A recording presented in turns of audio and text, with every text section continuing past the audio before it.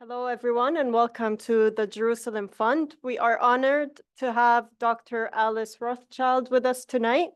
Dr. Rothchild is a physician, an author, filmmaker, and a longtime friend of our organization. So, speaking on behalf of the Jerusalem Fund, we are delighted to have her here, along with all of you, as she addresses the absence of Palestine in children's literature and why this matters. We're also joined today by our very own Saeed Ariqat.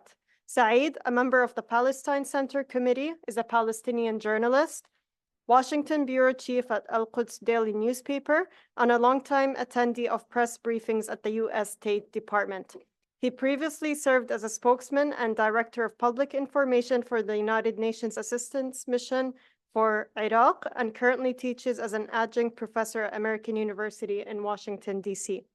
Following Dr. Alice's presentation and her conversation with Saeed, there will be a Q&A session, so you will have the chance to ask your questions then. Thank you, Duna.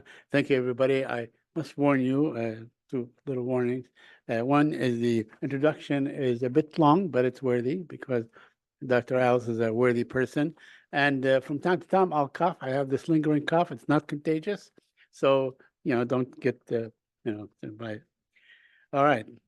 Good evening, everyone. It is my distinct honor to welcome to you today's discussion on the absence of Palestinians' lived reality in children's literature.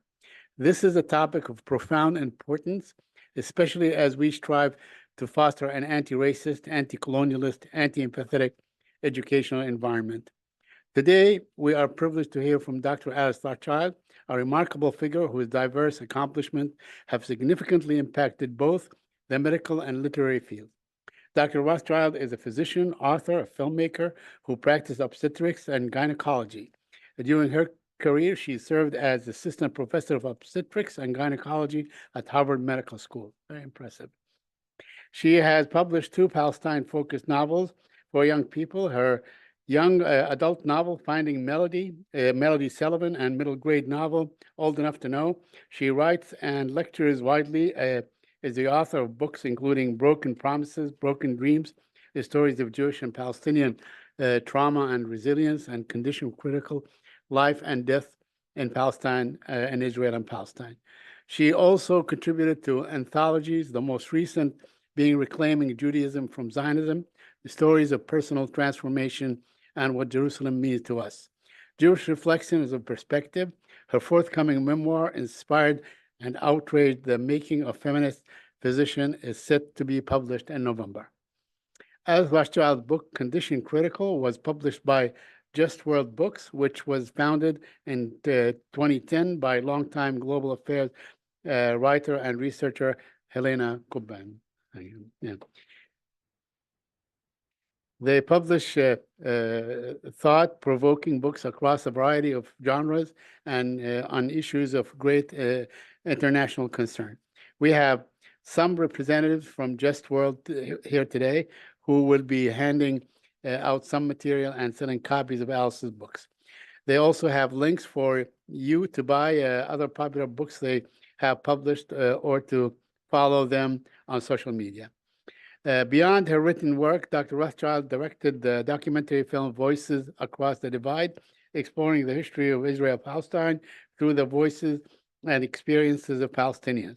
She received Boston Magazine's Best of Boston's Women Doctorate Award, where was named in Feminist Who Changed America, 1963-1975, and her portrait painted for Robert Shetterly's Americans Who Tell the Truth, and was named a Peace Pioneer by American Jewish Peace Archives. Dr. Rothchild is a member of Jewish Voice for Peace. And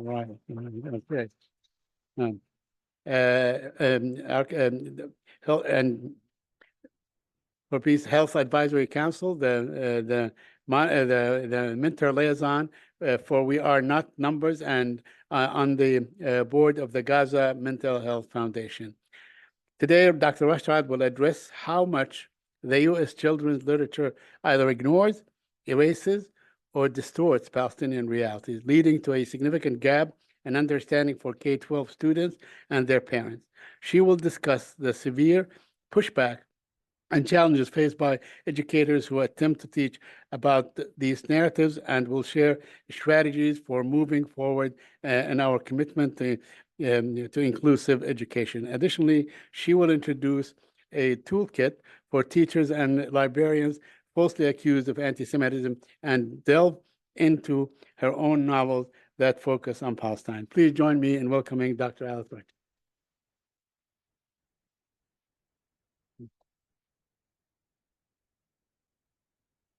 Okay, so now you know what I'm going to talk about. I just have to fill in the details. So I would like to start with a land acknowledgement, because one of the underlying themes of this conversation involves Indigenous people and settler colonialism. So we stand on the ancestral lands of the Nacotchtank and the Piscataway people. Please think about the many legacies of violence, displacement, migration, and settlement that bring us here today. So very briefly, some other things about me. As you heard, I'm a Bostonian and practiced OBGYN for almost 40 years, and was working in various political things like reproductive justice and healthcare reform. And then in the 1990s, I turned my attention to Israel-Palestine with a group of other similarly progressive, agonized Jews who knew we had to figure this out. And we were working with a group called Workers' Circle, which is a secular Jewish culture social justice organization. And that led to my co-organizing health and human rights delegations to the region annually starting in 2003. And then I went on subsequent delegations when we got too exhausted to do that one. So in the course of that, I did write 3 books on health and human rights issues, and Elena's selling one of them right there, and you know, a lot of other things and speaking engagements. And then in 2015, I was giving a talk, and this Quaker teacher said, "You should write a book about Palestine for children." And I said, "I do not write books for children." And that night, I dreamt a book for children. It was a picture book. It was somewhat inspired by Naomi Shihabnai's City Secrets. And I woke up in the morning and wrote it down and thought, well, I guess I have to write a picture book. And then I moved to Seattle and realized I knew nothing about writing children's literature. So I joined a group called the Society for Children's Book Writers and Illustrators and the Pacific Northwest Writers Association. I got into a critique group and went to lots of talks and basically got myself a little unofficial MFA about the rules of writing for kids, of which there are many. And so the picture book turned into a middle grade novel, which is old enough to know, which is about a Palestinian American boy who's 9 and his 16-year-old sister, and the grandmother from the Ida refugee camp who lives with the family. And then the rules for writers is that since trying to get a book published is basically a somewhat head-banging experience, after you send it out and wait for all the rejections or the no answers, which is the usual response, you work on your next book. So I thought, well, I've never written a graphic novel. Let me figure out how to do that. So I figured out how to do that because there was a graphic artist living across from my apartment and wrote a graphic novel about a cat that lives in the Shuafat refugee camp. And after several false starts, that novel is being illustrated by a fabulous Palestinian graphic artist who lives in Gaza. And he has illustrated the first 44 pages. He has 44 more to go. I was in touch with him last week. He's still alive, along with his 3 kids and his pregnant wife. And I said, "How are you doing?" on WhatsApp. And he said, "I'm waiting for my date with death." So we will see what happens. And then I thought, after I started to wait for a graphic novel to get illustrated, I would try my hand at a young adult novel. And that turned into Finding Melody Sullivan, which is a stealth Palestine book. I want teenagers to pick it up and not know it's about Palestine. So Melody Sullivan doesn't immediately evoke Palestine. And it's a book about trauma, personal and political, about relationships, love, identity, all the things that teenagers agonize about. But what teenagers don't know is that much of the book ends up taking place in Hebron, which distinguishes it from every other teenage novel in the history of the universe. So a part of my motivation for all of these books and for having Palestine be a character in each book is the almost total absence of or distortion of the Palestinian experience, the narrative, the history in children's literature. And also the fact that this censorship of Palestinian existence is grounded in anti-Palestinian racism. So if you think about it in pop culture, the stereotypes are terrorist, religious extremist, misogynist. If you said, what do you think when you say the word Arab, most Americans would not say the people who invented the algebra, the famous poet Mahmoud Darwish or Taha Muhammad Ali, or the fabulous Zatar and Sumac. That's not what comes to people's minds. And in our US culture, there is a real lack of centering of positive symbols of Palestine. So even kids that have a vague understanding of what a keffiyeh is don't understand that the design on the keffiyeh is about fishnets and transits and olive leaves, that it has symbolic significance, or that all those little watermelons that people are wearing, that's like a symbol of the same colors as the Palestinian flag. That's not part of American culture. So there's little focus on the poets, the literature, the music, the food, the spices. And there's little understanding of who a Palestinian is anyway. There was a conference of the American Library Association in San Diego this year, and there was a panel called Yalla Habibi, Where Are the American Voices in Children's Literature? And what the panelists talked about was that during Arab American Heritage Month, librarians and teachers put together displays and curate collections which feature authors who are not Arab American, and that the Arab world is often conflated with the Muslim world, and that Arab Americans are often confused with South Asians. In 2020, at the University of Wisconsin-Madison, there was a book center that decided to track the word Arab as a category in children's literature. So in 2020, there were a total of 17 books with an author who identified as an Arab or of Arab heritage. Only 8 had an Arab as the main character. And in 2022, Arab authors made up 0.9% of all books published.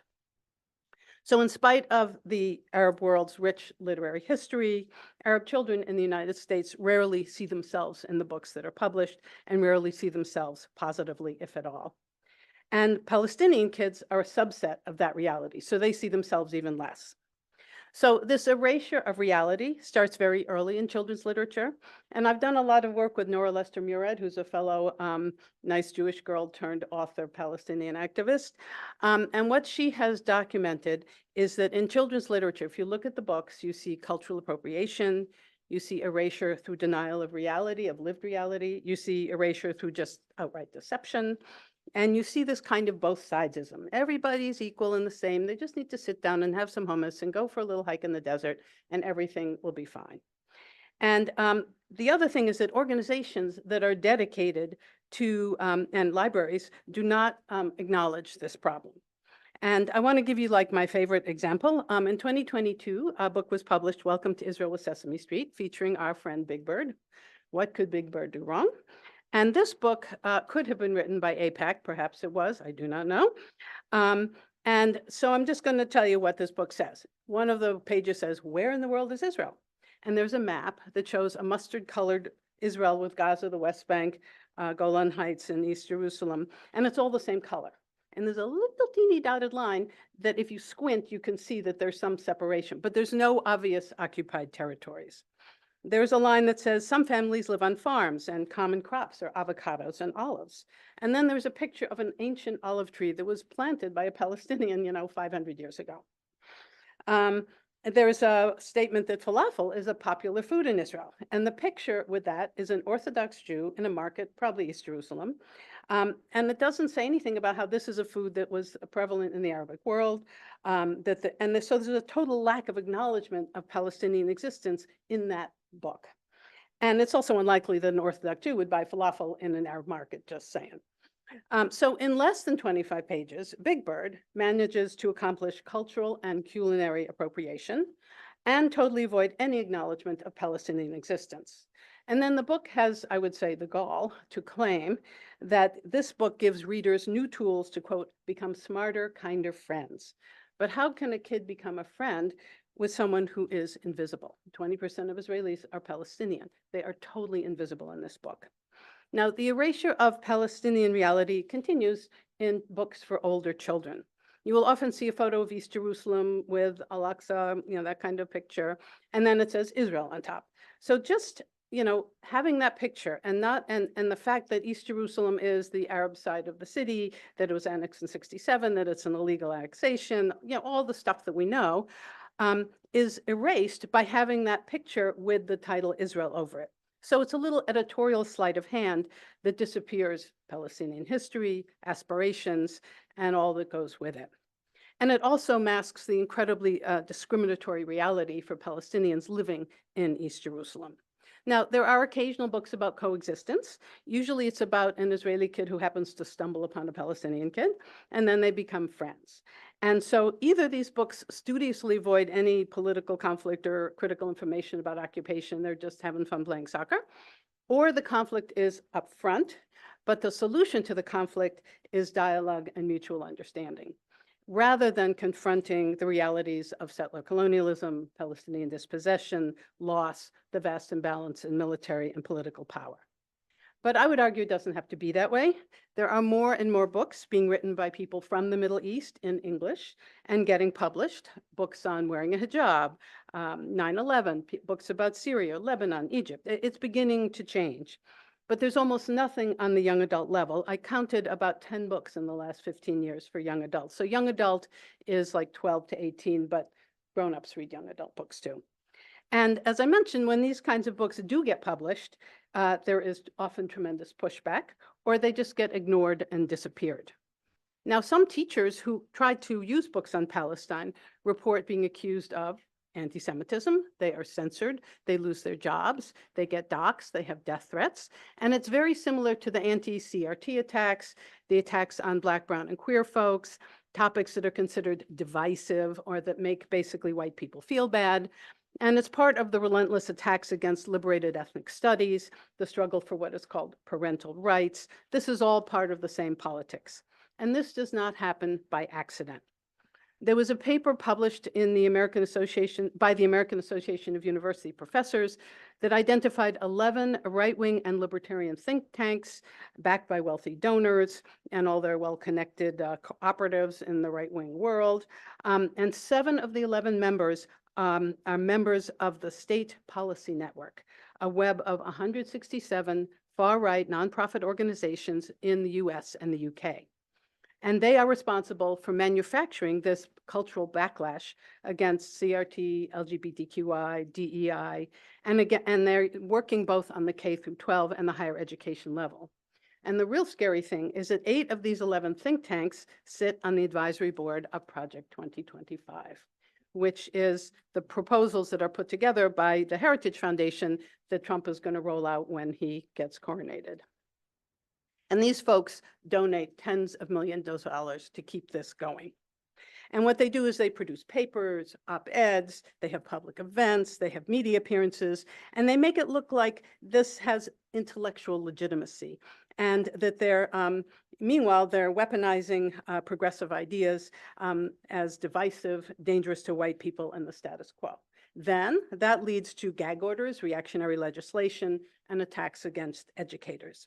And this is all at a time when there are increasing numbers of book bans, objections to teaching critical race theory, et cetera, et cetera. And if they succeed in doing this, they will destroy the possibility for universally available public education that aspires to tolerance, support for minorities, open-mindedness, respect for science, and critical thinking on challenging and controversial topics. And hostility to Palestine is nested within this politics. But you don't need a big think tank. It also can be coming from institutions. So in the New York City public school system, there has been a systematic erasure and marginalization of Palestinian narratives. And this comes from the top. The chancellor of the New York City school public system, David Banks, has publicly affirmed his commitment to Zionism, that Zionism is the same as Israel and Judaism. He supports the Israeli narrative on the Hamas attack, and he has actually condemned Palestinian calls for self-determination as disgusting and anti-Semitic. So imagine you're teaching first graders an alphabet book on Palestine in this environment. You also have to look at liberal organizations, or I would say so-called liberal organizations. So the scholar Amaya Gelman studied the Anti-Defamation League, and the Anti-Defamation League is a particularly bad actor because these kinds of groups frequently masquerade as civil rights groups, and they use the language of multiculturalism and anti-racism. They confuse the right of Jewish self-determination with the presumed right to create a Jewish state on someone else's land that is already claimed through their own right of self-determination. And there are also an extensive number of groups that are what are called pro-Israel, but we could argue whether that's true, that monitor all speech, all publications, all comments, and they just generate walls of negative responses, accusations of anti-Semitism. I'm sure you're all familiar with these groups. And again, this is grounded in a pervasive anti-Palestinian racism. So there is a group that's actually called the Anti-Palestinian Racism Research Group, and they have documented the efforts to erase, defame, and dehumanize Palestinians and Palestinian narrative. And their aim is to censure, to intimidate, and to create fear of retribution. And they're doing a really good job. And they find that this is distinct from anti-Muslim hate and Islamophobia. All Palestinians are not Muslims, and also different than anti-Arab racism. And one of their very interesting findings in a paper they recently presented is that these efforts impact both Palestinians and non-Palestinians. So anti-Palestinian racism is experienced by Palestinians, by people who are perceived to be Palestinian, but also by people who express support for Palestinians. So they usually target those who publicly speak in support of Palestinian rights, or share the Palestinian narrative, or openly criticize the state of Israel for their treatment of Palestinians. So that includes teachers and librarians. And so of their more than 1,200 respondents in this study, 3/4 of them were not Palestinians, and 65% of them had experienced anti-Palestinian racism. Almost 90% of them had witnessed others experiencing anti-Palestinian racism, either directly or online. And when you looked at the workplace, and this is really scary, 89% had witnessed others experiencing anti-Palestinian racism. 47% had experienced or witnessed anti-Palestinian racism from colleagues at work. A third had experienced or witnessed anti-Palestinian racism from someone in a supervisory role who could hire or fire them. And then they looked at 37% who had experienced or witnessed anti-Palestinian racism in school or other academic settings from teachers, faculty, or administrators, and 30% experienced this from students. So it's very pervasive in the school systems. And the usual technique is the accusation of anti-Semitism to silence and punish educators. Now, as was mentioned, Nora Lester-Murad and I, since we both had children's books published, decided to interview librarians and teachers and find out what happens when you try to teach Palestine. And we developed a toolkit to defend K-12 educators and librarians against false accusations of anti-Semitism. And this toolkit is on my website, Alice Rothchild, and on her website. It's very easy to find. And it has been very useful for teachers and educators. And so what we tried to do is to, using the data that we collected, show how K-12 teachers and librarians may realistically expect to come under attack. And basically what they're doing is that they're fulfilling their professional and ethical obligations to include Palestinians in the world as they teach children. So we suggest the ways to build support, to find who your allies are, to reduce the impacts of attacks before they arrive, and then constructive ways to respond if they do. And very often we find that students complain of feeling unsafe. And it's important when students are challenged by ideas that make them uncomfortable, that they have to understand that feeling uncomfortable is different than feeling unsafe, and is actually a place where you can start something that's called learning. And we know that anti-racism work benefits everyone, and it actually makes everyone safer. So this accusation, or the fear of the accusation, along with the lack of books, is a major factor as to why Palestine is not taught in schools. And, you know, if you're a little teacher out in Idaho, it's like too much of a hassle, too much of a controversy. So it's almost like these books are banned before they're even written. But I think we can do better if we are white people, if we are Jews, if we're folks working in solidarity with BIPOC communities, with Palestinian communities. So why is this important? We know that people, and particularly children, learn by hearing other people's stories. We learn about seeing ourselves reflected back in the stories that we're reading. And understanding Palestinian culture is a gateway to understanding other Arab cultures. And literature that is not written from the perspective of the white mainstream gaze is critical to expanding everyone's empathy and knowledge. And empathy is one of the things we're trying to build in our children. And not only is there a Palestinian diaspora community in the US, but obviously Palestine is important in the world. It's important as a refugee group, and Israel-Palestine is a critical place for kids to understand. And we need to understand it in all its complexity and all diverse voices. So we want our kids to have historical and media literacy, to have some grounding. So if a kid's trying to figure out what's going on in Gaza, why people talking about a genocide, all that kind of stuff, they need to have some grounding before they can understand that. We don't want to tell them what to think, but we want to give them the facts and help them think it through in a critical way. Now, this is very complicated because school teachers do not have the same rights of freedom of speech as everyone else. So it's important to know that a teacher's, quote, academic freedom in K through 12 schools, as grounded in our First Amendment, is often more myth than reality. School officials have great constitutional latitude to regulate a teacher's academic expression in the school environment. There are different labor protections in different schools, so teachers really risk harassment, surveillance. It all depends on your school system, who controls the curriculum, is it a public or private school, do you have support from a union, do you have support from your community? But it's important to do this work, and this is relevant to teachers and librarians and parents and grandparents, if we are working to uplift anti-racist work for our children. If we're going to be honest with our children about settler colonialism, whether it's the United States or Australia or Israel, or if we're going to ground our US history in a foundational role about slavery and dispossession of indigenous people, we need to teach this stuff. And then kids can see the connections between Black Lives Matter and Palestinian struggles against occupation, the issues of police brutality, surveillance, concrete walls, intolerance, all the sort of intersectional issues, including unconscious bias and internalized racism, are become topics that don't exceptionalize Palestine. It's part of this general conversation. And it's part of an effort to decolonize our understanding of history and people. So this conversation actually goes way beyond Palestine and exists in a world that has rising levels of white supremacy, racism, Islamophobia, and real anti-Semitism. Now, as I said, the favorite weapon of people who are trying to take this down is the accusation of anti-Semitism. Is there anyone here who doesn't know what the IHRA definition of anti-Semitism is? I'll explain it if you don't. Okay. So I'm going to think that you do.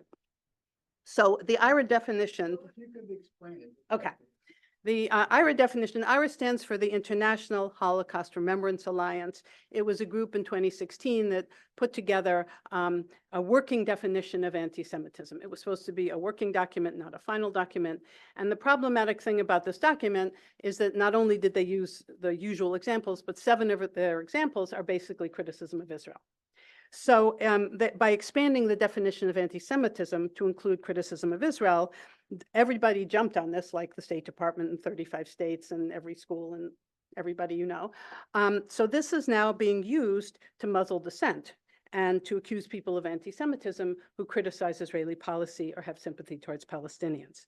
And so we see this impact on children's literature, on writers, on teachers, on librarians. And we see this impact on the violent responses to the largely peaceful demonstrations on college campuses in reaction to the Israeli assault on Gaza. And we see this impact on that McCarthy-esque posturing by congresspeople who attack educators for their supposed rampant anti-Semitism on college campuses, which are mostly criticisms of Israel. And another big bad thing that's happened is that in May of this year, the US House of Representatives passed the Anti-Semitism Awareness Act, using the IHRA definition as the definition of anti-Semitism. And if this gets passed by the Senate, it will then mean that it can be put into federal law to adopt this wording. And then that definition can be used for enforcement of federal anti-discrimination laws on campuses. So that's like really, really dangerous. So do talk to your congressman.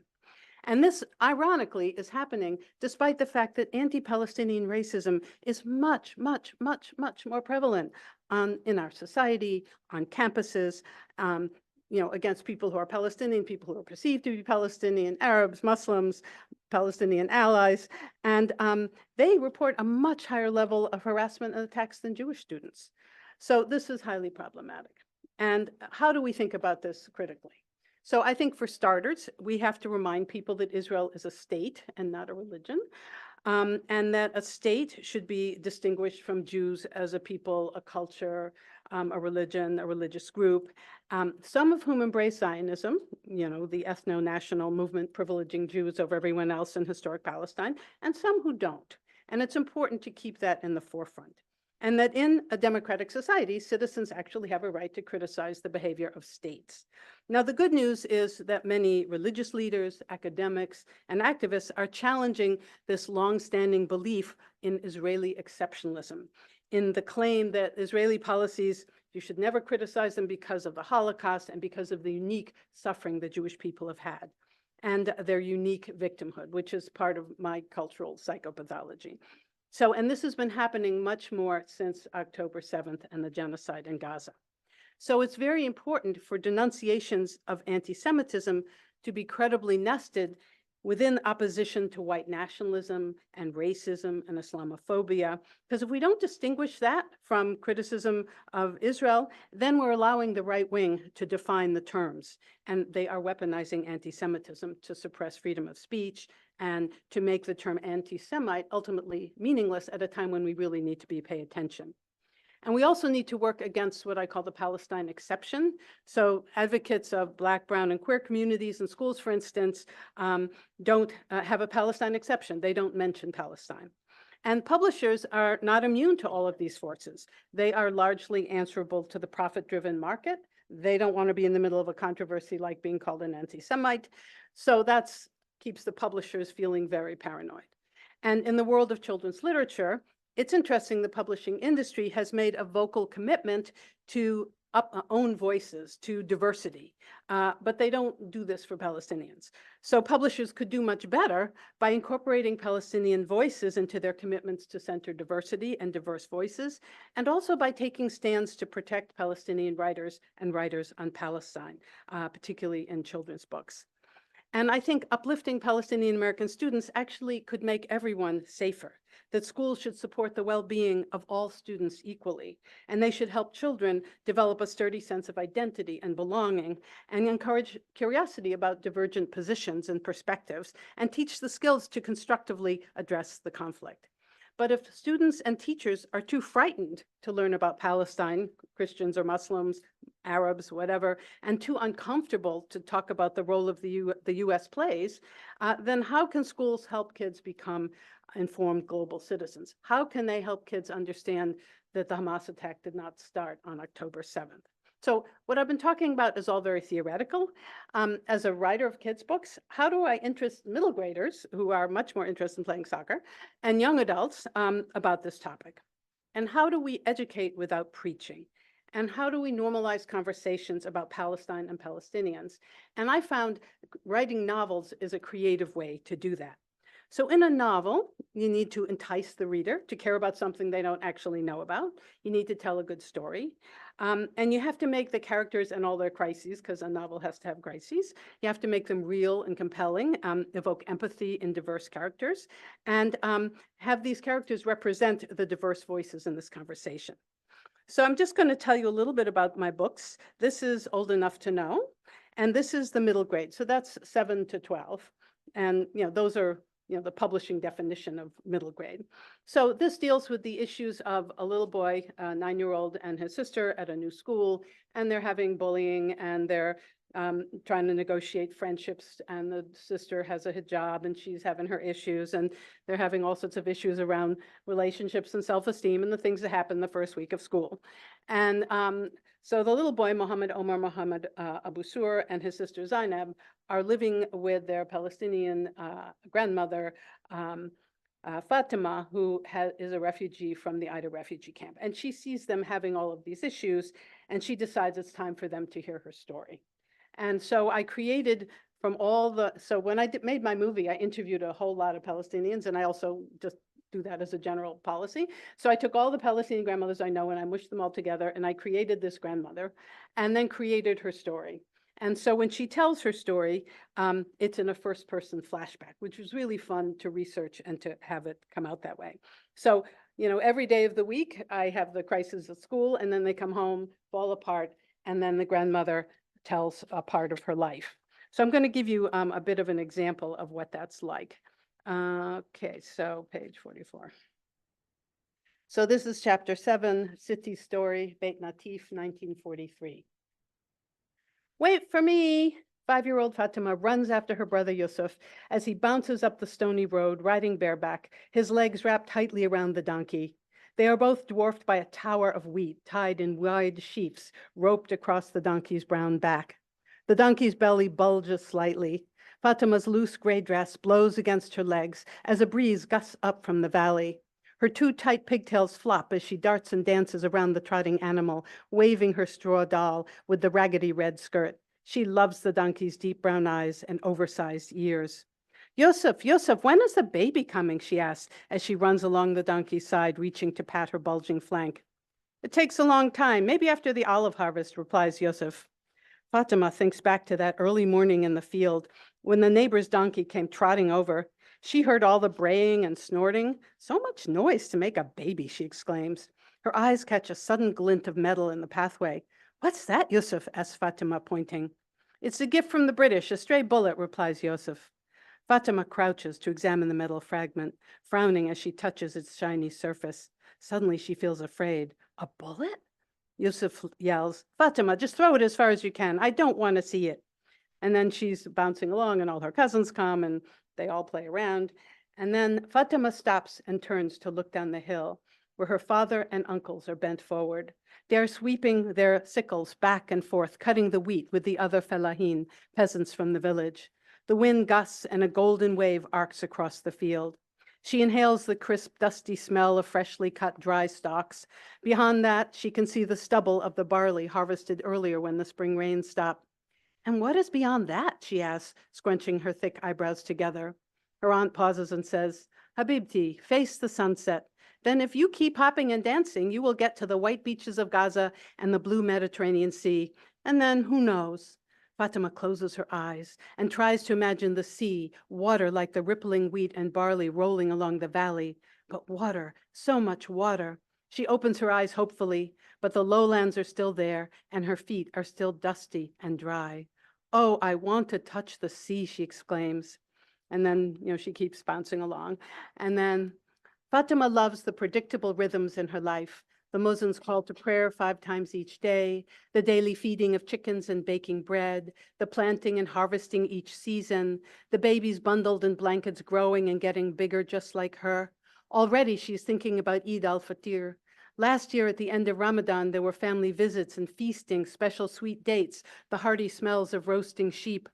When will Eid come? She tugs at her brother's shirt. I think after the olive harvest, when the baby donkey is here. Harvest. The tarps and blankets spread under each olive tree. The ladder her brothers and father climbed to beat the branches. The olives raining down, tapping in higher and higher piles. In the middle of the day, the entire family stopped and sat under the trees, eating tasty makluba. The younger children chased each other from tree to tree. So she continues exploring the area, and then she explores these columns, these Roman columns that are in her village, that are actually in her village. And then she realizes everybody has left without her. Fatima scrambles back to the road, passing terraces and rows of thickly twisted olive trees, stones tucked into the crevices in their trunks. Maybe these trees knew the Romans who built the columns she loves. Yellow daffodils nod and blossom between the chunky rock walls and terraces. The little girl can see her family house at the top of the hill, a 2-story white stone building surrounded by fig and lemon trees, carom and pomegranate. To the side of the house is a sloping irrigated orange orchard of lush almond trees and grapevines. In the front wall of the house, an ancient stone is embedded near the arched doorway. A stone stairway marches up the side to the second-floor apartment where her uncle's family lives. So she runs up to the hill to the village and sees her mother. As Fatima runs toward the house, chickens and roosters scatter with their clatter of clucking and flapping. The doves coo gently in their cages, and the sweet fragrance of roses drifts in the air. The women are squatting, grinding coffee beans with a stone mortar and pestle, and making thick, bitter coffee on a small kerosene stove. They serve the coffee in a round brass pot with a long spout like the beak of an exotic bird, as chickens peck hopefully around them. Fatima can smell the bread baking in the stone taboon oven. The doughy smell mixes with the burning smoke and dried animal dung and branches used for fuel. Suddenly, everyone goes silent as the rumble of motors can be heard in the distance. The women stand up and Fatima hides in the folds of her mother's dress. There, over there. Ay, may Allah protect us. What will they do to us this time?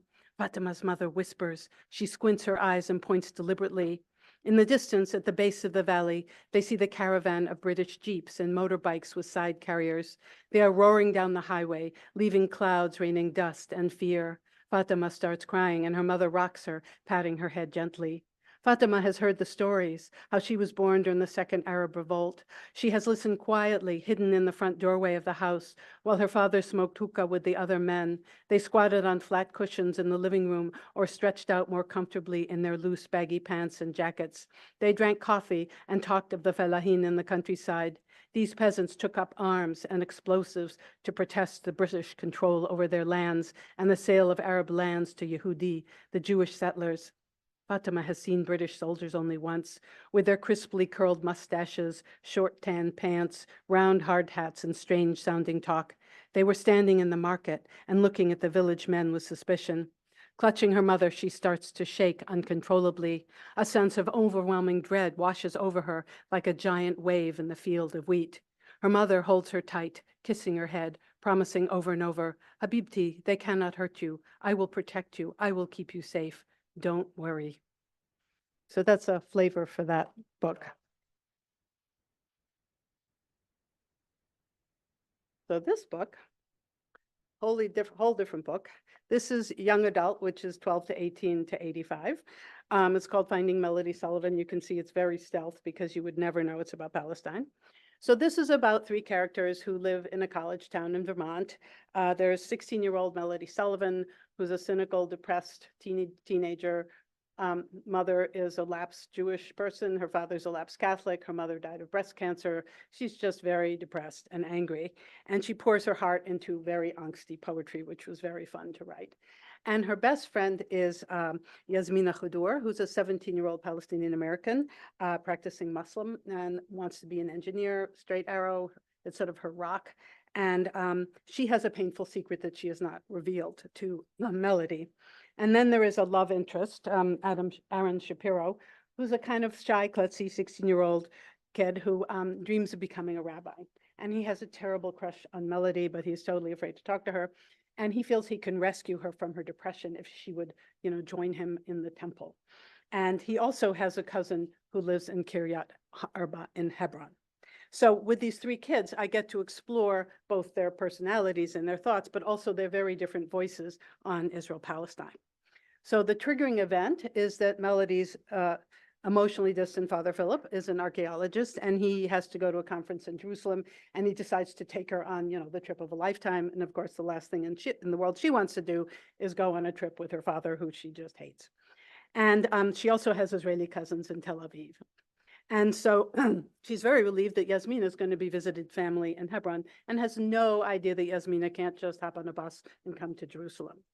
So meanwhile, Aaron is able to reveal his love for her with text messages because he's much better at texting than talking. So there's this whole romance being developed while this is all happening. Now, obviously, since this is a young adult novel, a lot of really horrible things have to happen, which they do. And then Melody has to talk to Yasmina, figures out she can't come to Jerusalem, and decides she's going to go to Hebron. And she does a teenage thing, which is just find the Arab bus to Hebron and get there. And so when she realizes she's on this bus, she thinks, oh my God, what have I done? And she is befriended by a lovely Palestinian nurse who helps her get through the Bethlehem checkpoint. And Yasmina sends her uncle, who's a taxi driver, to come pick her up. And so the uncle then, driving her to Hebron, gives her like a tour of the occupation. And suddenly she realizes there is suffering beyond her and she needs to pay attention. And then she finds the family, the loving family she really wanted all along, but didn't know she needed. And meanwhile, of course, Aaron is home freaking out because he's sure that these Arabs are going to kill her and he doesn't want her there, and he's having a nervous breakdown. And her father's freaking out because she's run away and he doesn't know where she is, and he's pretty angry. And so the other character is obviously the occupation. So I get to play with all of these things. So I just want to show you how I play with the bus trip. Let's see, that's page 95. So this lovely nurse has been trying to prep her for what she's gotten herself into. And they arrive at the Bethlehem checkpoint, which is, a massive wall, which a lot of people call a fence, which it's not. Khaloud, Aaron called it a fence. Melanie stared at the huge wall of concrete as the bus turned into the checkpoint, her nose almost pressed against the window. She felt her pulse thumping in her head. I should warn you, she curses a lot. That wall looks like a fucking prison. She looked around at the other passengers in the bus. No one seemed anxious or even surprised. So this is normal? Melanie took out her phone and snapped pictures through the window. Wait till Aaron sees this. She focused on the discordant blue and white sign. Peace be with you. Peace? Really? Not exactly. Khaloud grabbed her arm and pushed it down. Don't do that, dear. This is a military terminal. You don't want to annoy the Israeli soldiers. Oh, right, that was dumb. Melanie stuck her phone into her pack and blushed. What would they do if they saw me? She pulled her baseball cap down to cover her face a bit. Should I be scared, or am I just plain stupid? She tugged on her cap. Ah, my dear, they might yell, delete your photos, confiscate your phone. They could arrest you, send you back to Jerusalem, depending on their mood. Their mood? Her mind flashed forward, her father storming into some dismal basement prison cell to find her, handcuffed and hungry. She could see the headlines in the college newspaper back home.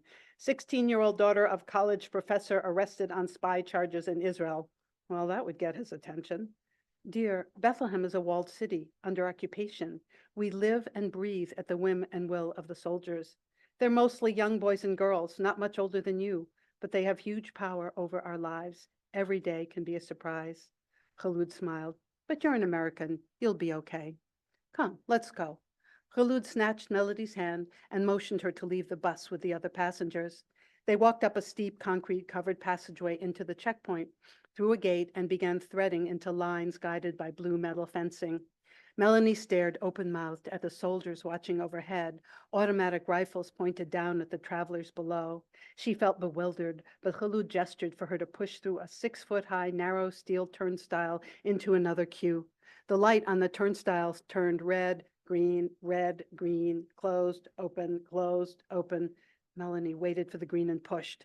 On her third attempt, she heard a welcome click and felt the smooth steel bar against her skin. A voice in Hebrew barked from a loudspeaker in a control room somewhere. Melanie looked around, trying to figure out where the voice came from. People were pressed against other travelers, all waiting. Her calves and lower back tightened up from the anxious standing still.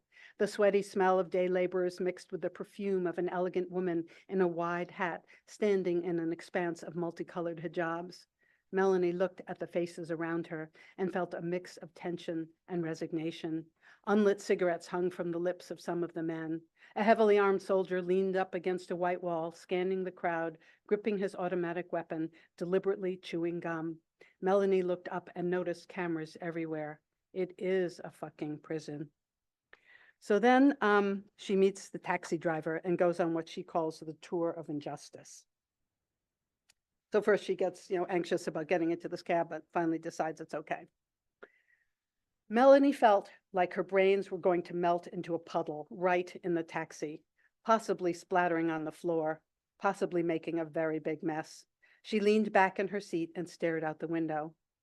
In 1968, on the outskirts of the city, a small group of settlers established Kiryat Arba. Melody's head shot up. Wait a minute. What was that called?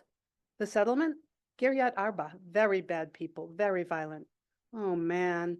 That's where Aaron's cousin lives. That's his source of information. She fidgeted with her bracelet. Her mother had given her a bracelet, so when she's stressed, she fidgets with it. Then in 1979, are you listening? My friend's cousin lives in Kiryat Arba. Then you need to listen very carefully. Melody's eyes widened, and she turned her whole body toward Mahmoud. Good. In 1979, a small group of settlers from Kiryat Arba entered the city of Hebron, the old city, and began establishing Israeli settlements there. Jewish settlements? Very religious, aggressive, armed Jewish settlers from Israel, many originally from the US. Hardliners, fanatics. They terrorized us, and they still do. Terrorized? You? She looked down at the scar on his arm and scanned his face. In the old quarters of the city, there were checkpoints everywhere, streets where we Palestinians are not allowed to drive or walk, even if our front door is on the street. But how do you get out of your house? We go out back doors, backyards. Some people use ladders and go roof to roof. That's nuts. That's so unfair. Almost like segregation in my country, big time. Her U.S. history class popped into her brain. Montgomery, Alabama, redlining in the north, white people attacking black people. You see this scar? Melanie nodded. A settler attacked me with his barrel of his gun. He and his buddies beat me up hard, cut up my arm. I was harvesting my olives on land my wife's family has owned for centuries, and the settlers claimed that land, forged documents and all. And the Israeli soldiers who roam the city, he threw up his hands, then gripped the wheel. All they do is protect the settlers against us. They use bullets, tear gas, skunk water. Skunk what? Melanie thought about her cousin Daniel. He's an Israeli soldier, stationed in Hebron. My dear, it's a very putrid liquid. The soldiers spray and it sticks to your clothes, your skin, makes you vomit. It's like a mix of feces, stinky gas, and, he thought for a moment, a decomposing donkey. It's horrible. She put her hand over her face. Her pulse jolted at the idea of fanatical settlers, angry soldiers, wounded Palestinians, bullets. What had she gotten herself into? Is Yasmina's family safe? You sure Yasmina's safe? She bit her lip and looked at Mahmoud. Did something bad happen to Yasmina? Please tell me. And so they continue on their way to Hebron. And the last reading I'm going to do is just sharing a little bit about how Yasmina and Melody have to negotiate what they're seeing and the differences between their lives. So she gets to Hebron. She's fed more food than she can possibly eat. She's sharing a room with Yasmina and several other sisters and cousins. And then Yasmina and Melody have their big heart-to-heart that Melody needed to do, and they're walking back to the house. They walked slowly back to the house, Yasmina's arm around Melody. Melody's mascara was dribbled all over her cheeks, her eyes glistening and red. She stopped and blew her nose. The light from the kitchen dappled over her body. Wait, let me wipe your face. You're a mess. Yasmina tenderly dabbed her friend's skin and then kissed her on the forehead. That's better. She gave her a gentle hug. Let's go hang in my bedroom. It's too dark out here for us to see each other. Yaz sat on her bed next to the beds of her 3 cousins, all in a neat row like a plate of stuffed grape leaves. She patted the bed nearest to her and said, "This is yours." She unclipped her hijab, pulled off her underscarf, and tossed them on the thick My Little Mermaid bedspread. Yasmina shook her head as she let her hair loose, and it cascaded down her back, thick, shiny, a luminous black waterfall.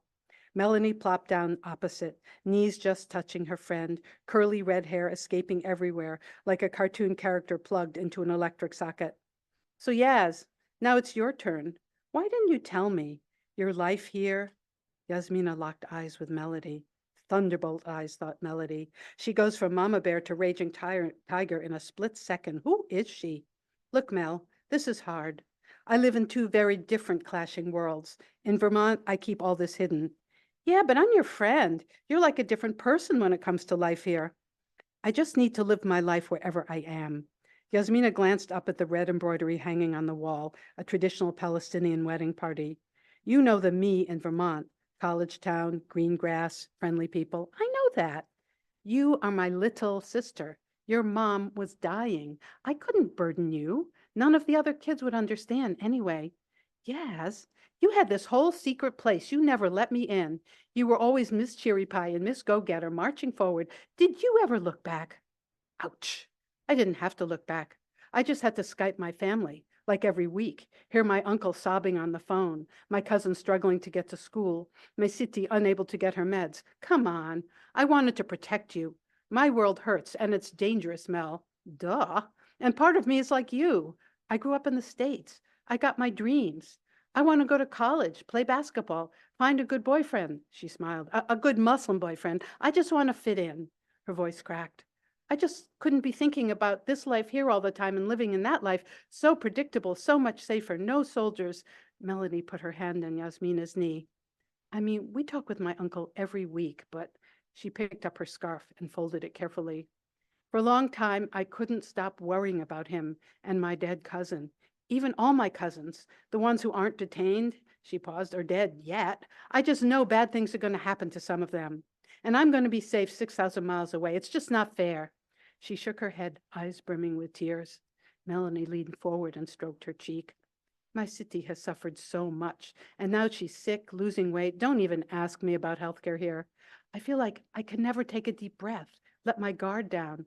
Back home, I couldn't concentrate at school just hearing about things here, so I tried to put it all in a box, shoved it under my bed. I get that, but then everything creeps out and bites your butt while you're trying to sleep. And now, being here, I feel guilty that I can just get on a plane, abandon my family. It's going to be so hard to leave. Oh, yes, I'm so sorry.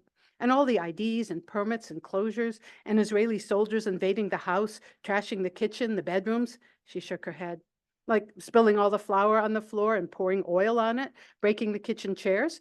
Just living here as well as resisting all this violence and hate comes with a price, you know. She stared at Melody. My Uncle Karim, he's a journalist. He's very outspoken, I heard. The Israelis hate him. Even the Palestinian Authority keeps an eye on him. I can't even count the number of times he's been arrested, tortured, let go, arrested, never any charges. And then this big injury. Arrested? Tortured? Your uncle? See? Yasmina looked directly at Melody. How could you understand this world in Hebron when you live in nice, peaceful, pacifist Vermont? But you live there too. Melanie heard an edge to Yasmina's voice. Cows, perfect white snow, Ben and Jerry's ice cream. You're in a bubble, Mel, a very privileged bubble. What the fuck? Melanie pulled her legs up onto her bed. My mother had cancer. She died. My father's practically dead on arrival. I'm a friggin' orphan, Yaz, and America's not exactly perfect. She leaned over and grabbed a pillow, punched it. But Mel, and then this awfulness in Tel Aviv, please. You got your father in one piece. Melanie winced. You should talk to him. He's alive. No bullet wounds, no tear gas, no life-threatening injuries. You turn on the faucet, you got water. You turn on your computer, you got electricity. Yasmina's voice exploded. You go to school and no one calls you Osama bin Laden's mother. You walk outside, you don't get shot. Yasmina's face tensed. You're a red-haired white girl. Melanie squinted her eyes and looked at Yasmina. Do I know you? You mean I haven't suffered enough to understand your suffering? So I'm going to stop. So that's the kind of things that happen in a young adult novel. My final comment is that as an old white Jewish lady, it was critical for me to earn my creds. And through years of work and interviewing and studying the region and multiple friendships and interviews. And so both of these books have been vetted by a number of Palestinian friends. And I have a particular friend, Lubna Alzaru, who's from Hebron, who made sure I got everything right about Hebron. So that's sort of something that someone writing, quote, outside of her lane has to really, really pay a lot of attention to and be humble and respectful. So I think I'm going to end by saying that there's a tremendous need for this kind of critical education that is even more urgent with the genocide in Gaza. And that we need to remember that in Gaza, most of the schools, all of the universities, all the libraries have been turned to rubble, as well as most of the hospitals. And the hospitals are now being described as graveyards for children. So as educators, I think it's very important that we do not participate in what is being called an epistemicide, destruction of the ability to know and understand an entire culture. And it's extremely worrisome that there are now laws banning anti-racist education in for almost half of US students, and that currently in Florida, it is now a felony if a teacher is caught teaching about race, gender, or sexuality. So we have much work to do. I also want to tell you that this book is also available as an audiobook. I recently got my first royalty, $10.37. So please listen to the audiobook. I also have a website, Alice Rothchild Books, that has information about books, about both books. It has resources for teachers. It has study guides. It's a place that people can go and learn more. And if you get any young person to read either of these books and write, a little paragraph book review, a letter to any of the characters, a poem about either book, and send it to me, I will publish it on the website. I also have a MailChimp sign up if you want to know where I'm talking next. And I'm doing a bunch of talks while I'm in DC. I'm happy to, that's all on my website, alicerothchild.com. So I think we should open it up for a Q&A, and then you can all buy books.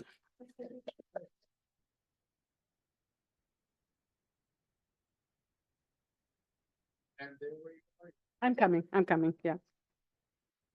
I think I know what I'll do. I'll do this, and I'll take my water.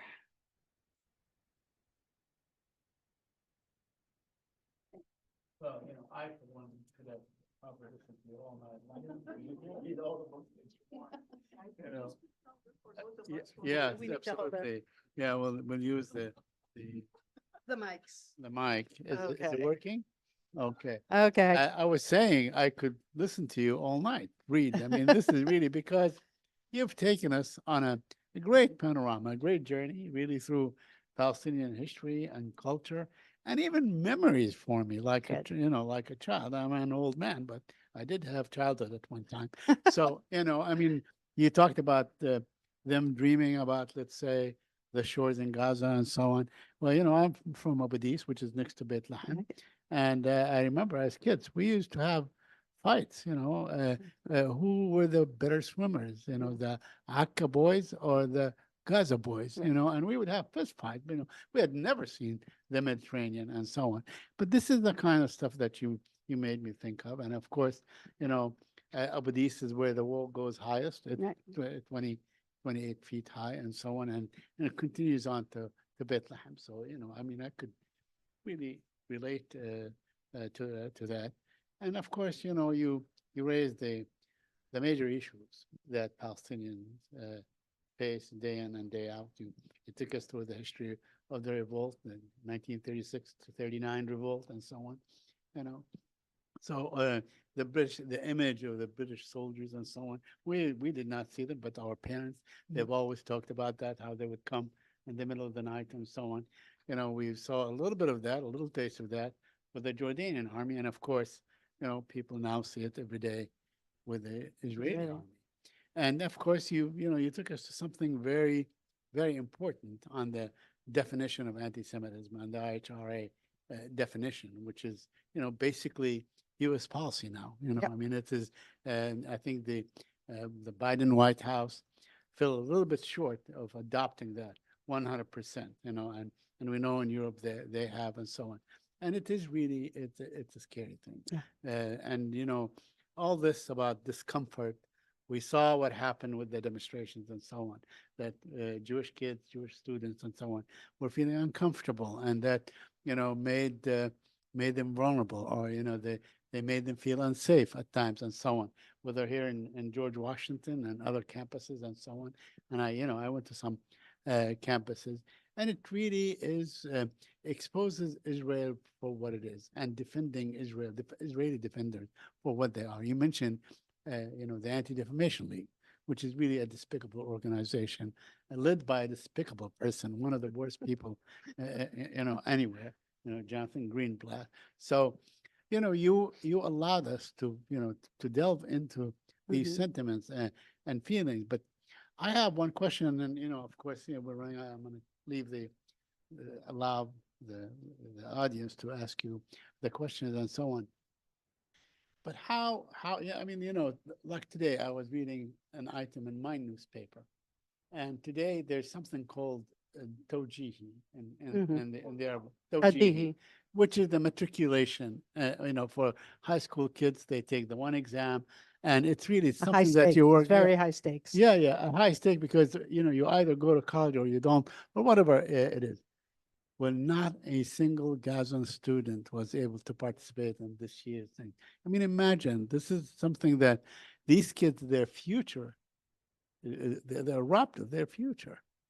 It is really, it's heartbreaking, but it's also foreboding because this is the future of the Palestinians.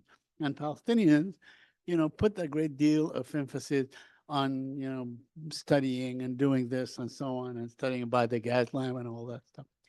So my question to you, how do we convey the story of the Palestinian kids, the day in and day out, all the stuff that they face in a place like Gaza, where the erasure is also completely devastating. I mean, for them, they're non-existent.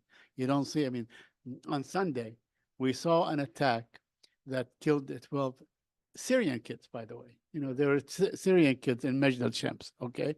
They're Syrian Arab kids, they're Druze, they happen to be Druze and so on, which, Netanyahu used as a pretext to attack and all this. But on the same day, 30 Palestinian kids were killed.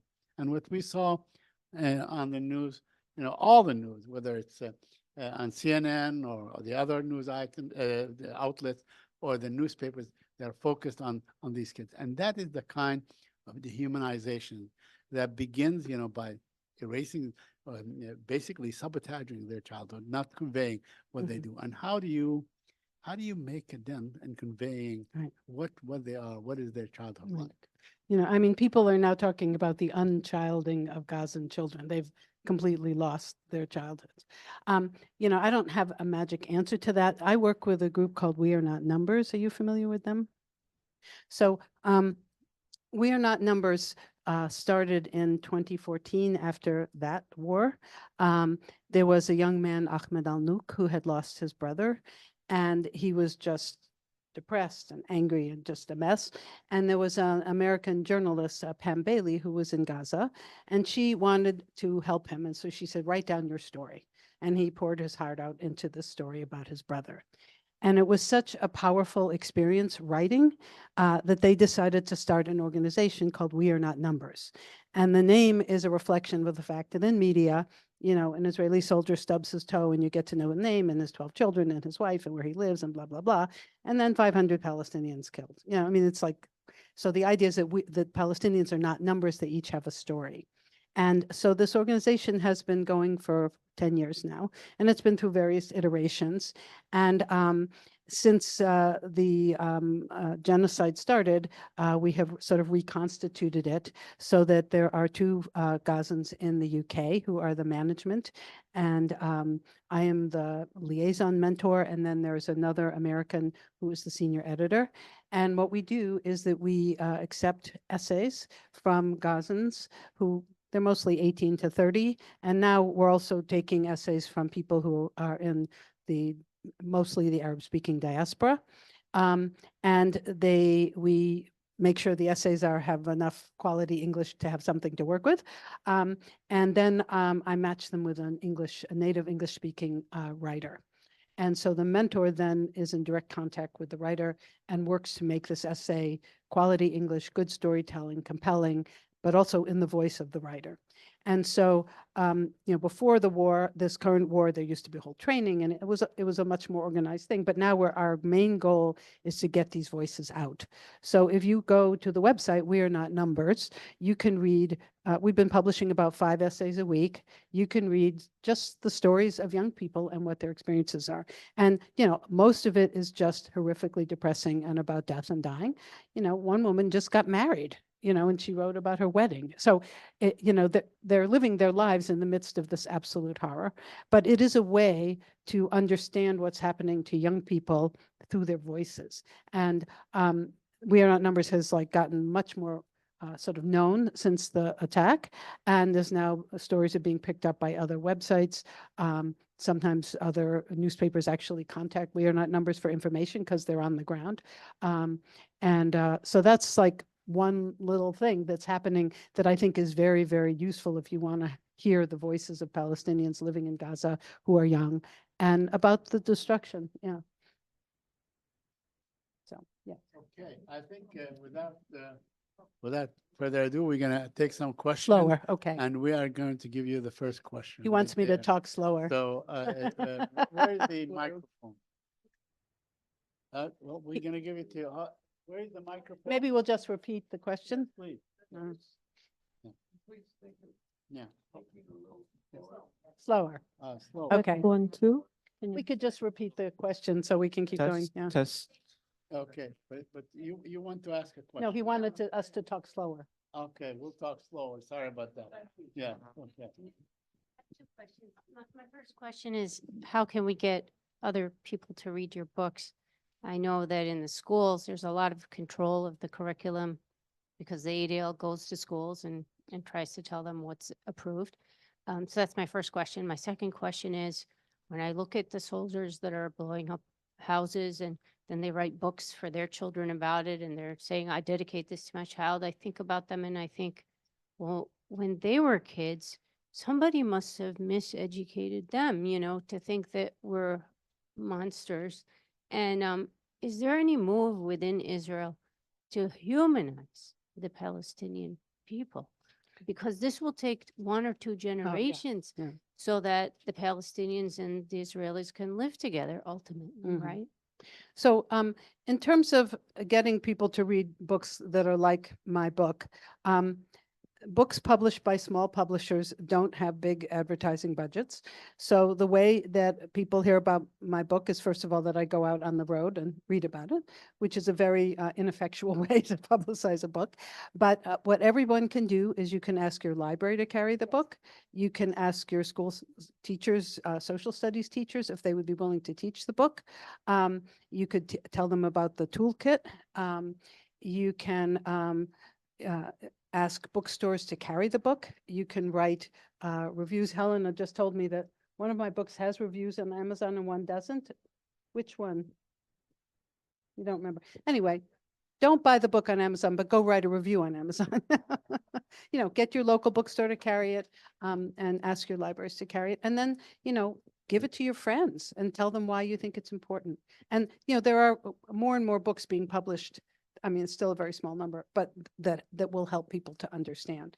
In terms of what's going on in Israel, my understanding is that the youth are to the right of their parents often, and that Israeli youth have been in a school system that, you know, it's a first world, science-based, blah, blah, blah school system, but it has underlying racism towards Palestinians as part of its foundation.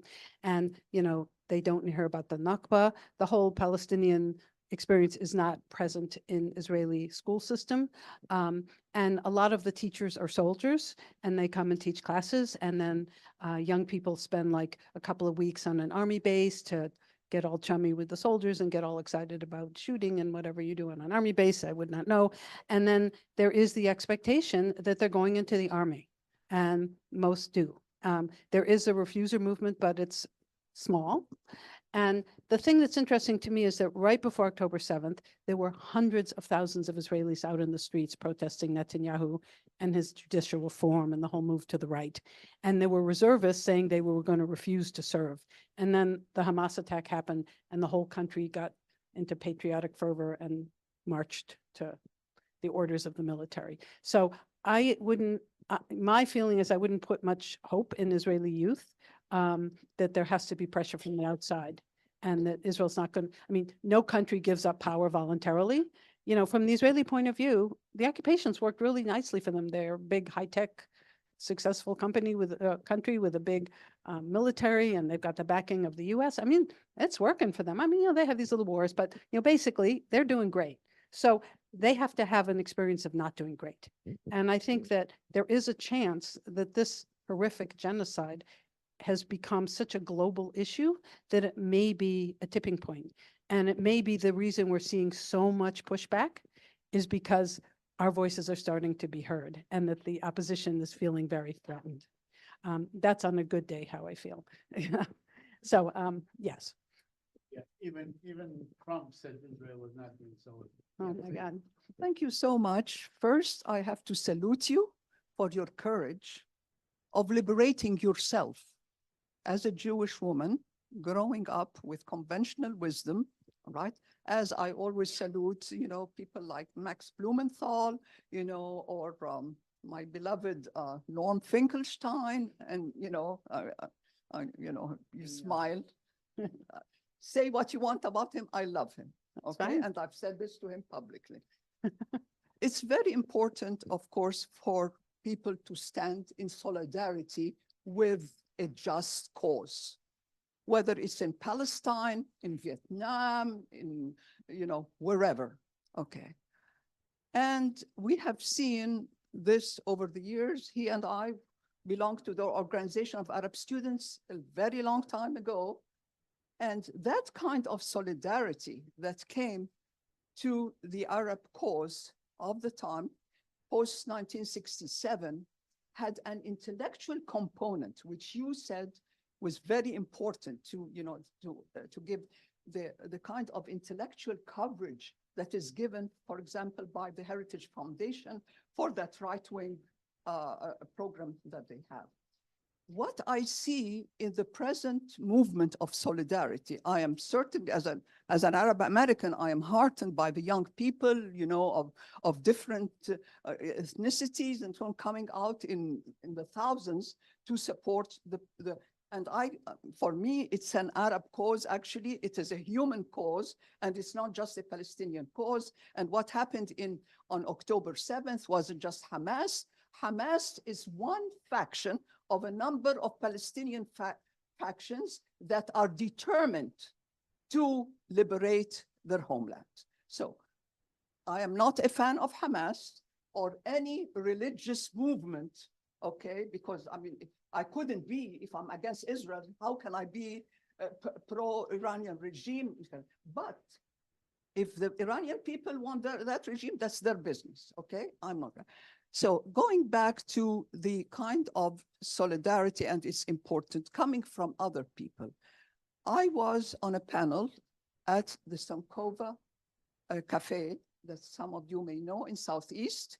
It is owned by Professor Haile Gerima, who is a world-renowned film director, and he's a professor of film studies at Howard University. And he said something very important about, which is sort of a continuation of what you were saying. You said that it's very important for people to hear other people's stories. What he always counsels is say your own story. So it is as important it is and appreciated to hear people like you, bring forth these books and not only the books, but also tell people, who want to contribute to that kind of literature, how to go about it. I think, coming from the people, the people themselves, who own the cause, have to really kind of decolonize ourselves. You see, this is really the crux of the matter. We can look for solidarity, and as Arab Americans, decolonizing ourselves has also got to include a critical assessment of our own US government. What Israel is doing is not something, that the US or Biden has been talking to Netanyahu. It's not Netanyahu. We are talking about a colonial settler regime, which was created by the British, okay? In fact, as one colonialist said, we have to have our Ulster, the Irish Ulster in Palestine, which is a sea of aggressive Arab population. So the role of Israel as an outpost of imperialism is the issue. This is the crux of the matter. It's not Hamas. It's not how much we write or do not write, because you know what? Unfortunately, when people are determined to liberate themselves, others will respect them and they will see them for what they are. But as long as we are just waiting here for somebody to help us, it is no surprise. I mean, think about it. What is happening in the torture chambers of Israel is being called Guantanamo. When the United States was getting ready to invade Iraq, it had its practices, doing whatever they call military exercises in the Negev desert with the Israelis, okay? When my granddaughter volunteered to be part of Teach for America, what I found out from an article by Max Blumenthal that kids from Teach for America were taken to Israel, okay? What the hell? I told her, you come home immediately. And she is one who writes books about Palestinian children, by the way. I'm sure you never heard of her book, but that's, so what I'm saying, as grateful as we are for solidarity and for helping us, there is no substitute for owning our cause and fighting for it. And as Arab American, hold our own US government accountable for what's happening. Thank you. I agree with you.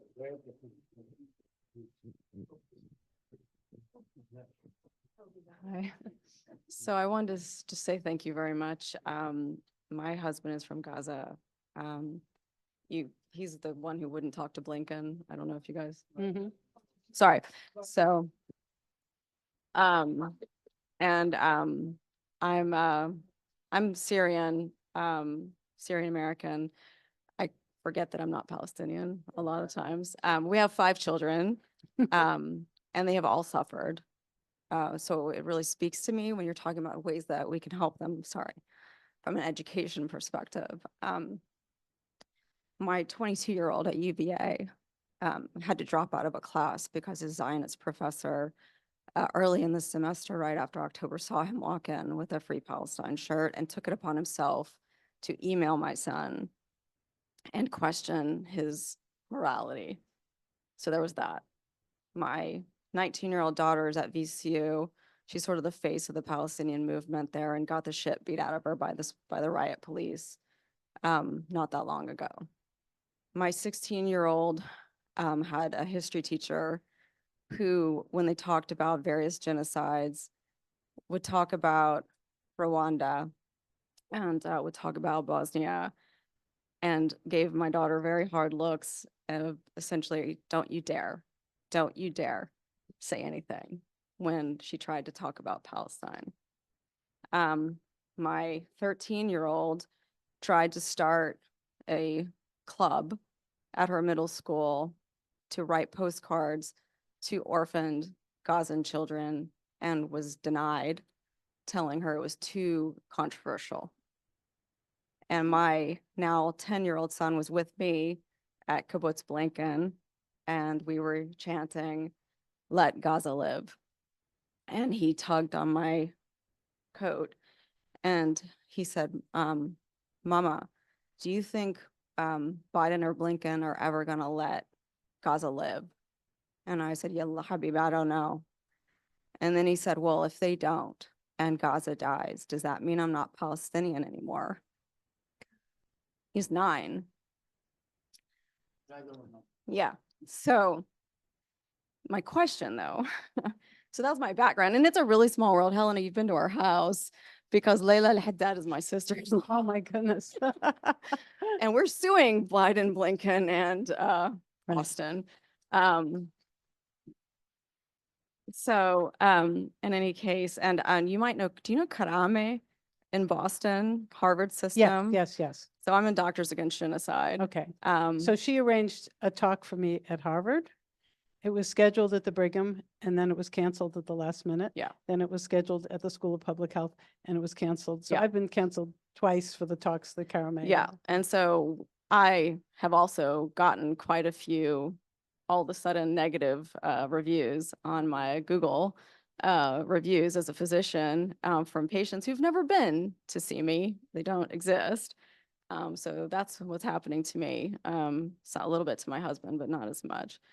In any case, so specifically about though, how you go about, bringing the tool, like I'm so excited to hear about these toolkits that are specifically around this question, because, during Ramadan, I have provided Ramadan books, but they're not necessarily Palestinian voices, Arab voices. They are, Pakistani voices, Right. Muslim voices, and that is well received.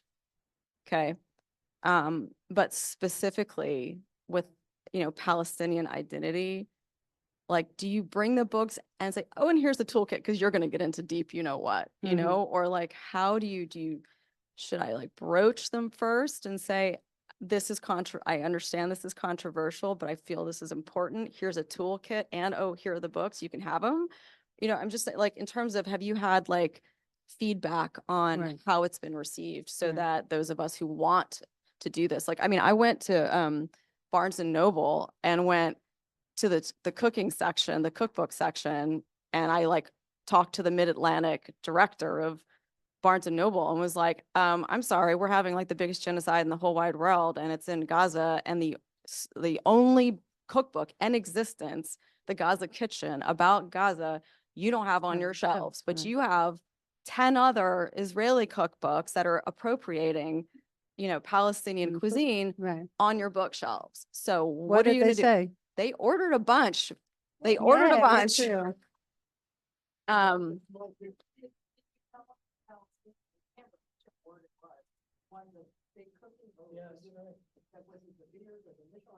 Oh yeah, his in DC this year. Yeah, this was Wow. before that happened. So I mean, I do try to find little Right. but I want to have success. Right. And so if you could talk to like what your recommendation would So, be. yeah, the toolkit, we just rolled it out probably a month or two ago. So, and we were talking to teachers who already had a commitment to teach about Palestine. If you have a teacher that you want to approach, I think it's important to talk with them first and see if they're open to doing this and put it in the context of teaching about refugee groups and having an anti-colonial attitude towards, yeah, I mean, you know, the framing. And then to say that that it can be a challenging thing to teach, and there's actually a toolkit to help teachers figure out how to do this.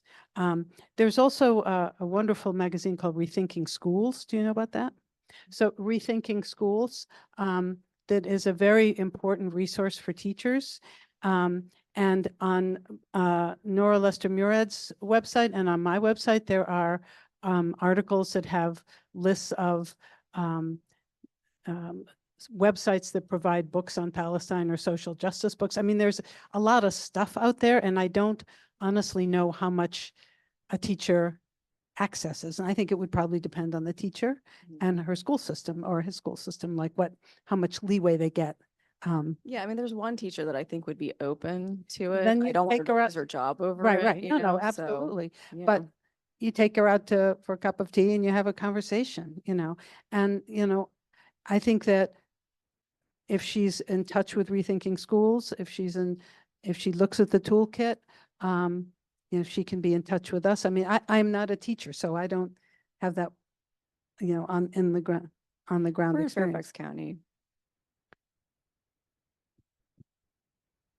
I actually have, you just raised an issue that ought to be addressed, which is one of the things they keep saying and they keep repeating is that uh, textbooks, Palestinian textbooks, and so on and so on. What do Israeli textbooks say about the Palestinians? Because the reason I raise this, there was a congressman from District 16 in New York, Elliot Engel, and I debated him, of course, on television a number of times. He lost to Jamal Bowman, who lost to an APAC guy. Anyway, but this is a constant issue. Part of their propaganda. But is there anything that you can refer to, a reference on Israeli? Right. Yeah. I mean, Thank I you. know that I know that I've read papers on the sort of understand the racism that's inherent in Israeli textbooks. And it's definitely in the school system, and Palestinians are definitely somewhere between invisible and the enemy. And it's not a curriculum that would lead any student to think that a Palestinian was a human being with rights. And, it's just not that kind of curriculum. I wish I could, pluck out of my brain the articles, but I'm sure that they're Googleable because I know that there's a lot that's been written on this. Do you know? Yeah.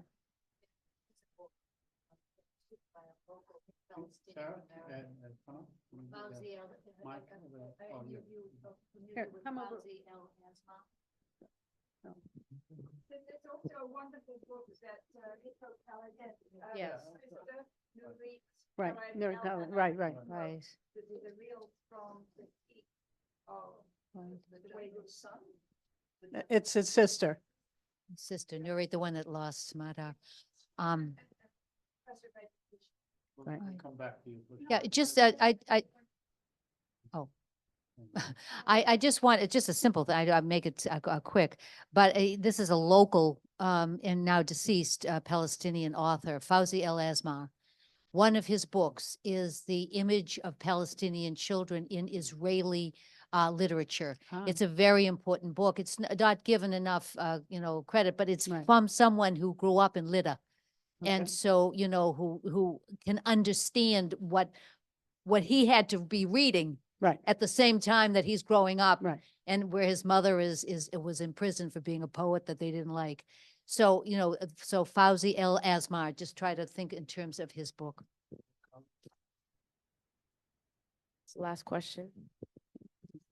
Thank you so much, Ms. Rothchild. Not only was this such a informative lecture and it evoked so many memories from my children's upbringing, but it was also very creative to hear your readings.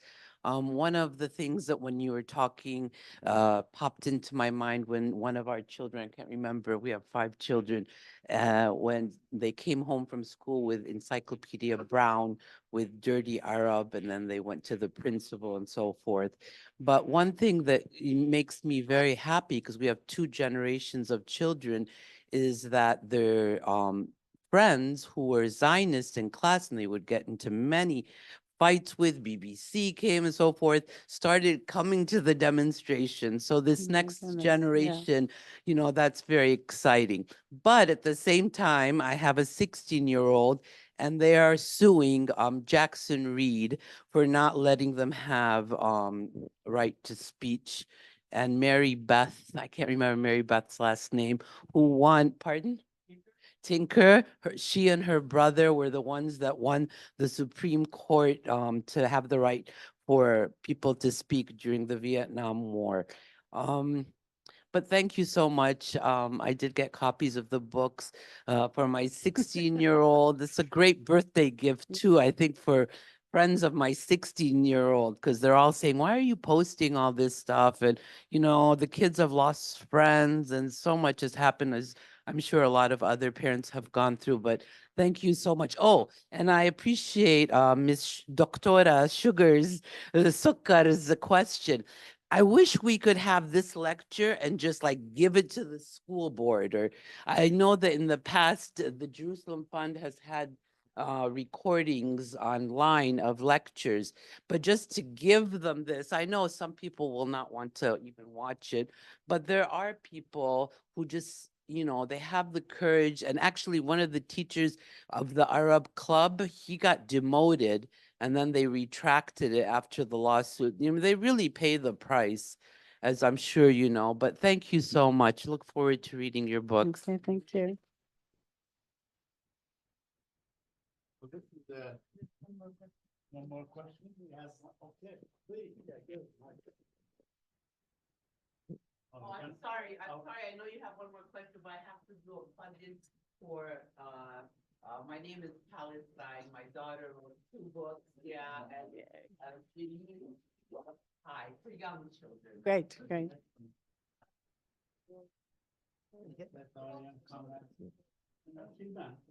Yeah, I'll try to be quick. Well, first, thank you so much for being here. Yeah, okay. Is this good? Okay, so my question is more about the future, and it has to do with specifically youth, but more graduate, and especially in the US, Jewish Americans. So what we've seen in universities, especially the politicization of Hillel, and the birthright trip and all of those types of programs, not just the birthright, but the birthright is the most funded, as well as, you know, Israeli Jews that are in Israel that also have ties to American Jews, and have these, you know, connections that those messages, as you said in your book, you know, there's always someone, oh yeah, my cousin is a soldier here or there, and you know, these young youth stories that get passed around, and we do see a right-wing shift generally. Like there is, of course, that. That's why I am pessimistic in the short term, but in the long term, I do think that there will be liberation, but it will not be peaceful. That's I think is a fact in my opinion. But I want to know your opinion. How do you think in the future, the near future or long future, things will move with the current right-wing shift in Israel as well with American Jews, American young Jews in college? So that's a very big question, and I don't know what's going to happen in the future. When I think about what makes me hopeful, which is kind of the other side of that question, the thing I find really stunning about what's happening now is that the war in Gaza and the genocide in Gaza is a global conversation. So whether you like Hamas or not, they have succeeded in getting Gaza on everybody's mind all over the world. And that's an immense victory. I also feel that when I look at the politics and the, you know, do you love Israel, do you not love Israel syndrome in the Jewish community, that, you know, the older generations, like my generations, are much more, have a sort of a post-Holocaust trauma kind of syndrome, and their children and their grandchildren don't. And I think that that's very hopeful. And that what we're seeing with all the young people in the encampments is that they say, you know, if we're fighting for democracy at home, then we need to fight for democracy there. And if we're fighting against militarism at home, then we need to fight against militarism there. And they're not buying this Israel exceptionalism thing. And I think they have a much better understanding of colonialism and settler colonialism and you know, the connections between the military industrial complexes that feed each other. And I mean, there's a lot of money being made off this war. And I think that that makes me hopeful, and that people are willing to sort of put their bodies on the line in some way. Reminds me a lot of the Vietnamese, you know, when we were fighting against Vietnam. And, you know, as the generation that helped to end a war, I have to believe that it is possible to do it again. I don't know how it's going to happen, but I do have hope in that regard.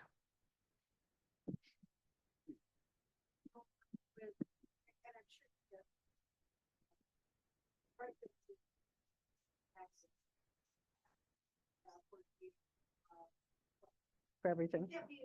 Right. I could be a self-hating Jew, right?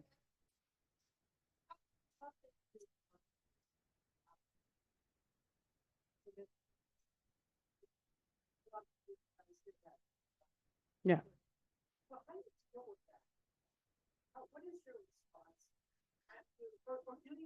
Okay.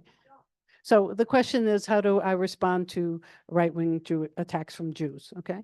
So when I started doing this work about 25 years ago, they made me very anxious because I always felt like I don't know enough to like fight back and, you know, blah, blah, blah. At this point, I don't respond. I know I'm not an anti-Semite. I know I'm not an a self-hating Jew. I'm just not. So I know who I am. So I kind of ignore it. And when I'm doing, I mean, the issue is like when, you know, Facebook is filled with all sorts of horrendous things, you know, I feel like, is that all you have time to do? You know, it's like, but what happens is in a public event, if someone gets very ornery, that really, I have to use, first of all, I stay incredibly calm. You will never, ever see me raise my voice, yell at anyone. I'm modeling how I think people should behave. And so it's like I did a book reading in Boston. I was doing this, the book reading about the little boy. And it was so interesting. There was a little boy, about 10 years old, who was clearly placed in the audience. And he interrupted me. And he started arguing about, you know, that the Jews are the indigenous people. I mean, he didn't use the word indigenous because he was 10, but they got there first. And, blah. And finally, I was like, excuse me, I'm doing a book reading, and you can ask me questions in the Q&A, but you cannot interrupt me. And I used my little teacher voice, and he got like, you know, because he was a 10-year-old boy, and then he left. So he was clearly planted there to throw me off. And then there was a woman who had, I couldn't tell whether it was an Israeli or a Russian accent, or maybe she was a Russian who was in Israel, but she had one of those kind of accents. And she was like going on a tirade. And the thing that's really interesting about that is when someone is really being crazy, it makes everybody else uncomfortable. So what my policy is, I let someone talk just long enough to annoy everybody in the audience. And then people are like, will you shut up, sit down? You know, I don't have to say anything because she's carrying on. And then finally I say, excuse me, you have to stop talking now. And then, you know, the book people scurried her out. So, you know, I try to keep it very level. And then I often will say, okay, let's use this as a teaching moment. Why do you think this woman was so upset? What triggered her? What problems are there in the Jewish community that people cannot tolerate hearing this?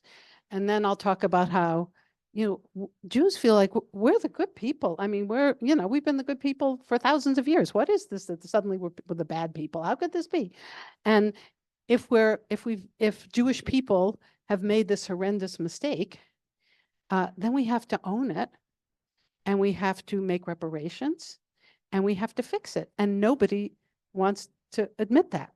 So we talk about the trigger. So I'll sometimes use it as a teaching moment. And sometimes when I'm just tired, I just keep going because it's so tiresome, you know, but it can be used to help everybody else in the audience figure it out.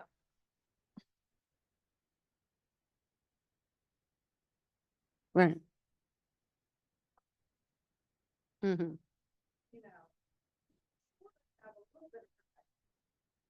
And I'm not employed. I am retired, so no one can fire me. Right, Okay, and Right. so, this is the last question. Okay. We're running out of Okay. time, unfortunately. so I would Go just, ahead. say that if you're not Jewish and you're being accused of being an anti-Semite, that one of the critical things is that we never do this work alone, that you need to do this work in community.